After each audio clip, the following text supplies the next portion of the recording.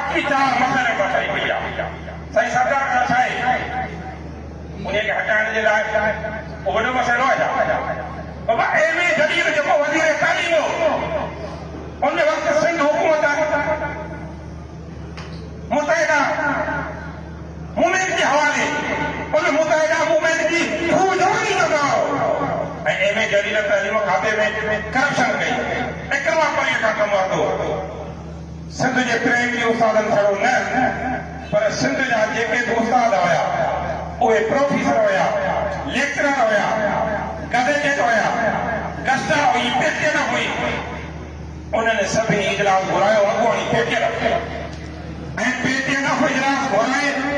Sindh teachers राब्ता council जोड़ी उन काउंसिल जी चेयरमैन बि पेटियल सिंध जे सदन जे हवाले थी तव्हां ॾिठो तारीख़ हली एम ए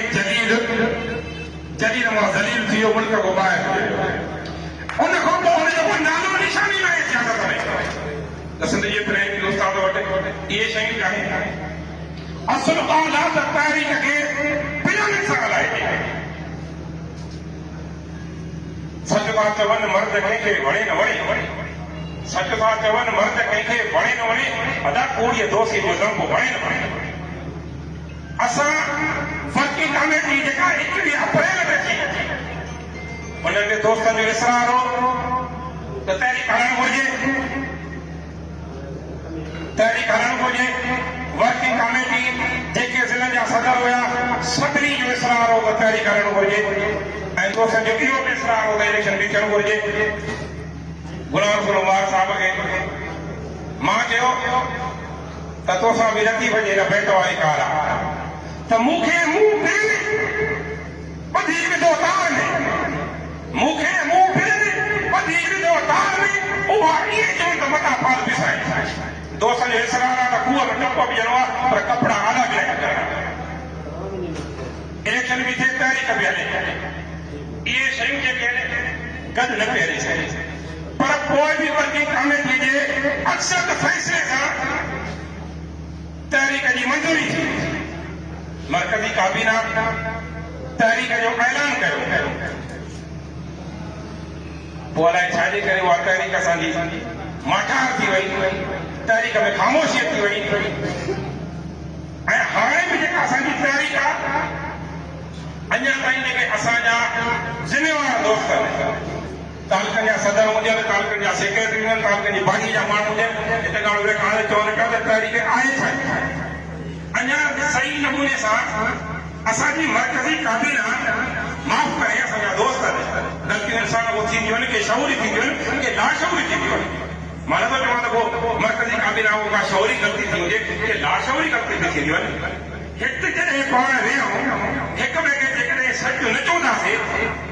सिर्फ़ जी हज़ूरी कयूं ये सर ओके सर जी तव्हां जो ठीकु सर जेकॾहिं ख़ाली ख़ुशामद कयूं त ख़ाली ख़ुशामद बि दुश्मनी जे खाते में शामिल थींदी तंज़ीम सां ख़ैर ख़ाई जे खाते में शामिल न थींदी तंज़ीम सां ॿियाई जे खाते में शामिल थींदी असांजे मरकज़ी सदर साहिब ऐलान कयो हिकदमि तहरीक जो त सरदार शाह हटायो तारीख़ सकर में प्रेस कॉन्फ्रेंस थी ऐं उन प्रेस कॉन्फ्रेंस में मूंखे अचिणो ग़लति बयानी न कंदो मुंहिंजे सदर साहिब कंहिं निजी जाइ ते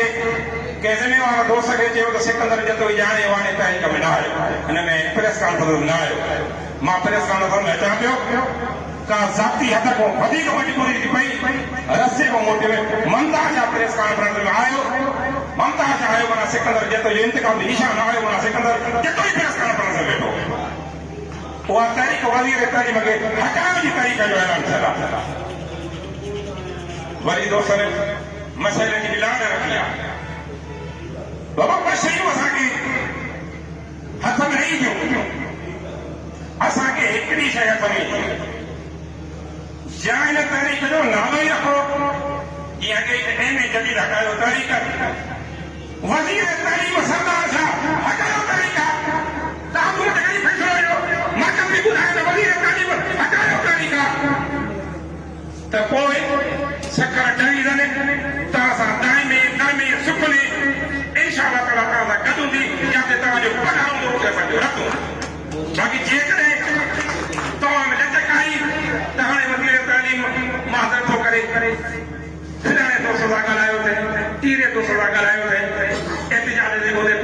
पोइ वज़ीर तालीम चई त मां जेका उस्तादनि खां शऊरी या लाशऊरी मां को लफ़्ज़ निकिता आहिनि मां हुनजी माज़रत थो कयां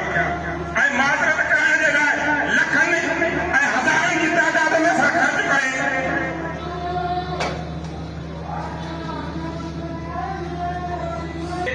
वो चवनि त फिलाणे माण्हू सां वज़ीर तालीम राब्तो कयो आहे फिलाणे माण्हू सां वज़ीर तालीम राब्तो कयो आहे वो चए लफ़्ज़नि जी माज़रत थो करे